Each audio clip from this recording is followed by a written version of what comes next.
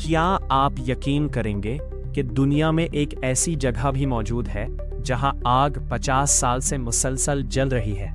तुर्कमानिस्तान के एक सुनसान सहरा में एक बहुत बड़ा गड्ढा मौजूद है जिसे लोग डोर टू हेल यानी जहन्नुम का दरवाज़ा कहते हैं। सन 1971 में साइंसदान यहाँ गैस की तलाश में खुदाई कर रहे थे कि अचानक ज़मीन धंस गई और एक बहुत बड़ा गड्ढा बन गया।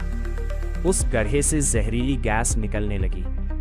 साइंसदानों ने फैसला किया कि गैस को आग लगा दी जाए ताकि चंद दिनों में ये ख़त्म हो जाए। लेकिन जो हुआ उसने सबको हैरान कर दिया। वो आग चंद दिन नहीं, चंद महीने नहीं, बल्कि 50 साल से भी ज़्यादा अरसे से मुसलसल जल रही है।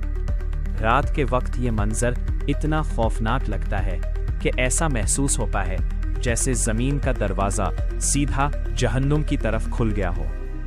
इसीलिए दुनिया भर के लोग इसे डोर टू हेल के नाम से जानते हैं। तो क्या आप इस जगह के करीब जाने की हिम्मत करेंगे?